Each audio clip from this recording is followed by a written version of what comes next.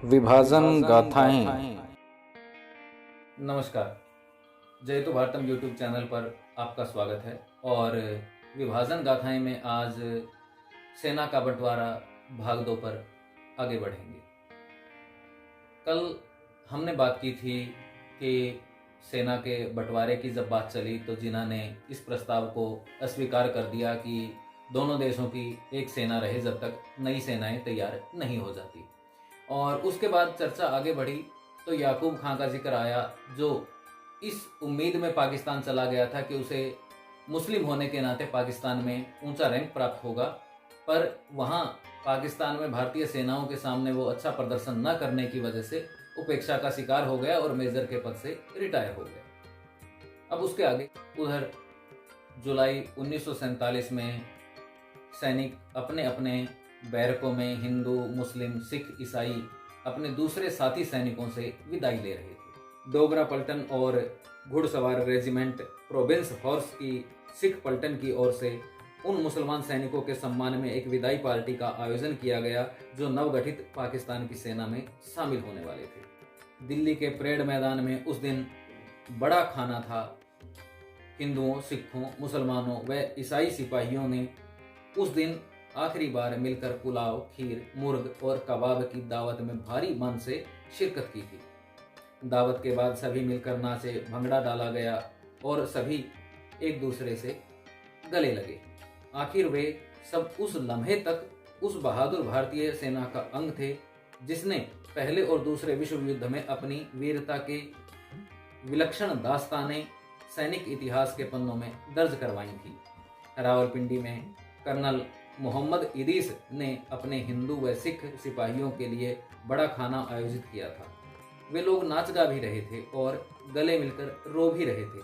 Colonel इदीस ने भावुक भाषण में कहा, आप लोग कहीं भी जाएं, पर हमें हमेशा भाई के रूप में ही महसूस करेंगे। हम भाई भाई रहेंगे क्योंकि हमने एक साथ अपना खून बहाया है।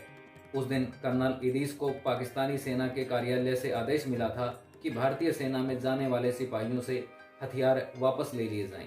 मगर इदीस ने अपने मुख्यालय के आदेश को वापस कर दिया था और दलील दी थी कि वे सिपाही हैं, यहाँ हथियार लेकर आए थे और हथियार लेकर ही यहाँ से जाएंगे। उस दिन रावलपिंडी से 1 घंटे बाद इन सिख व हिंदू सिपाहियों को जिस ट्रेन से रवाना किया गया, उसे थोड़ी दूर पर ही मुस्लिम लीग के दंगाइयों ने घेर लिया। मगर सभी सैनिक सुरक्षित रहे क्योंकि उनके पास हथियार थे। सबसे ज्यादा चर्चित रही दिल्ली के इंपीरियल जिमखाना क्लब की दावत। यह दावत क्लब के लॉन पर आयोजित की गई थी। विशेष रूप से सजाए गए रंगीन कागजों की झालरों से ढके लैंपों की मध्यम सी रोशनी में जश्न और उदासी दोनों ही चरम पर थे। सभी अफसर अपने तमगों से सजी वर्दियों में थे। साड़ियों व आकर्षक सूटों में सजी उनकी पत्नियां भी इस दावत में शामिल थीं। सभी को एहसास था कि एक राष्ट्र की सेना के सदस्य के रूप में उनकी आखिरी मुलाकात थी। अनेक अफसरों के हाथों में जाम थे। वे आपस में अतीत के रोमांचक लम्हे याद कर रहे थे। 2 अफसर मस्ती में गलवहियां डालकर ऊंची ऊंची आवाजों में बोल रहे थे। एक कह रहा था, अरे बंडी, लाहौर में पोलो खेलने आते रहना। दूसरा कह रहा था, तुम भी याद रखना, पिछले बरस जो हिरण कश्मीर से बच निकला था उसे इस बार फिर घेरेंगे। दावत अपने चरम पर पहुंची तो राजपूत रेजिमेंट के ब्रिगेडियर करियप्पा ने भरे स्वर में सिर्फ इतना कहा, दोस्तों, हम लोग यहीं कहीं फिर मिलेंगे। हम उसी दोस्ती की भावना के साथ मिलेंगे जिसके बंधन में हम सदा बंधे रहे हैं। हमारा अतीत शायद हमें अलग अलग नहीं कर पाएगा। हम भाई भाई हैं और हमेशा भाई भाई रहेंगे। हम उन गौरवशाली बरसों को नहीं भूल पाएंगे जो हमने साथ साथ बिताए हैं। अलविदा दोस्तों, अलविदा, फिर मिलेंगे, जल्दी मिलेंगे। ईश्वर हम सबकी रक्षा करें। और उसके बाद ब्रिगेडियर करियप्पा ने अपने सभी मुसलमान अफसरों को रेजिमेंट व भारतीय सेना के स्मृति चिन्ह दिए। एक बड़ा सा स्मृति चिन्ह एक वरिष्ठ मुस्लिम अधिकारी आगा रजा को दिया गया। यह स्मृति चिन्ह उसी दिन बनवाया गया था। इसमें एक हिंदू और एक मुसलमान सिपाही अपने समान शत्रु पर मिलकर राइफलें ताने हुए थे।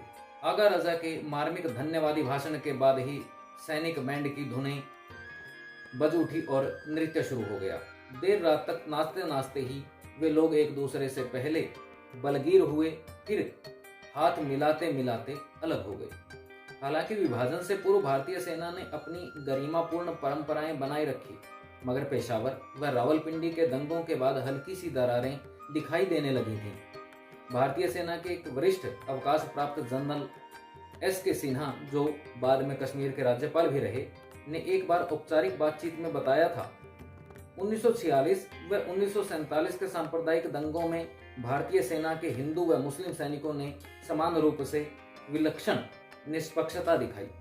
अक्टूबर 1946 के बिहार दंगों व नवंबर 1946 के गढ़मुक्तेश्वर दंगों में बिहार रेजिमेंट के जवानों की महत्वपूर्ण भूमिका से ही लाखों लोगों के जान माल की रक्षा हो पाई थी। मुझे याद है, उस समय सेना मुख्यालय में मैं अपने एक वरिष्ठ अधिकारी कर्नल नासिर अली खान के साथ अक्सर तनाव में आ जाता था, क्योंकि कर्नल नासिर अली खान बिहारियों के दंगों के लिए अक्सर उन्हें कोसते रहते थे। वह कई बार यह भूल जाते थे कि मैं भी एक बिहारी था। बाद में वह सफाई भी देते, माफ करना भाई, मैं भूल गया था कि तुम भी तो एक बिहारी हो।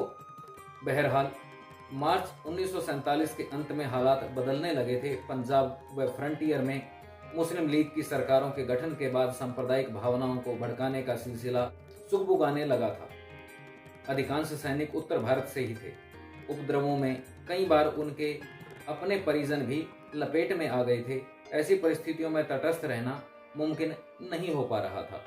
कुछ वरिष्ठ मुस्लिम सैनिक अधिकारी भारत पाक विभाजन से पहले 10 औरंगजेब रोड दिल्ली स्थित जिन्ना के आवास पर चक्कर काटने लगे थे। जुलाई 1947 में विभाजन की प्रक्रिया में दंगों पर नियंत्रण के लिए जिस पंजाब बाउंड्री फोर्स का गठन किया गया था, उसमें हिंदू व मुसलमानों की संख्या समान ही रखी गई थी। इस फोर्स में 50,000 जवान थे, मगर बाद में इसे भंग कर देना पड़ा, क्योंकि दंगों पर काबू पाने के लिए इसे कोई स्पष्ट दिशा निर्देश नहीं दिए गए थे। फिर भी सुखद स्थिति यह रही कि भारतीय सेना में कभी भी व्यापक स्तर पर कोई सांप्रदायिक भेदभाव, सांप्रदायिक बंटवारा दिखाई नहीं दिया, वरना इस बात का भी डर हो सकता था कि युगोस्लाविया की तरह भारत के भी कई स्वतंत्र राष्ट्रों में टुकड़े हो जाते। तो ये तो था सेना का बंटवारा। अगले भाग में दहलाने वाले खौफ के मंजर, इस आलेख के साथ आपसे फिर मुलाकात होगी। तब तक के लिए अनुमति दीजिए।